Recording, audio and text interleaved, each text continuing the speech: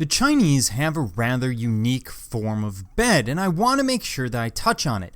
This is known as the Kang Bed, and it's effectively a stove bed, and you're sitting there in a Western home going, wow, that is crazy, but it makes a lot of sense. Basically, you're combining cooking and heating at the same time. And when you're looking for every possible efficiency because you're very, very poor, well, it's going to make a lot of sense.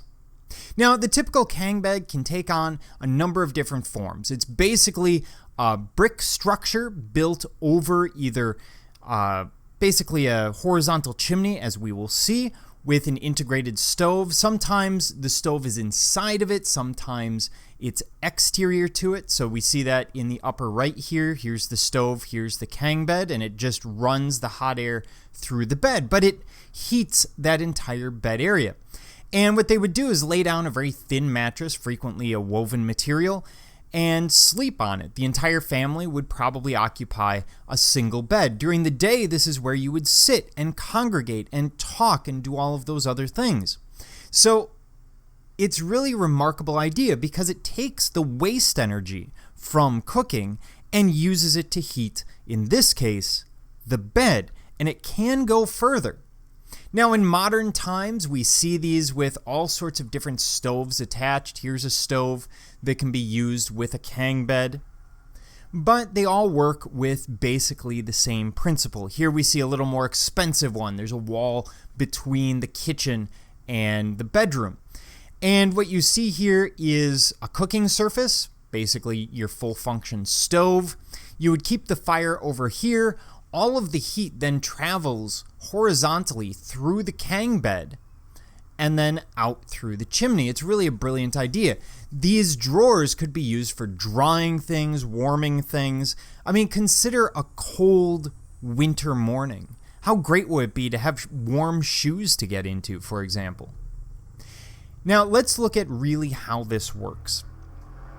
The basic principle, we have a cooking pot here, and that area under the bed is entirely hollow. You would have a series of columns or supports. Sometimes it's a series of walls that are moving that hot air across, but it's basically always the same idea.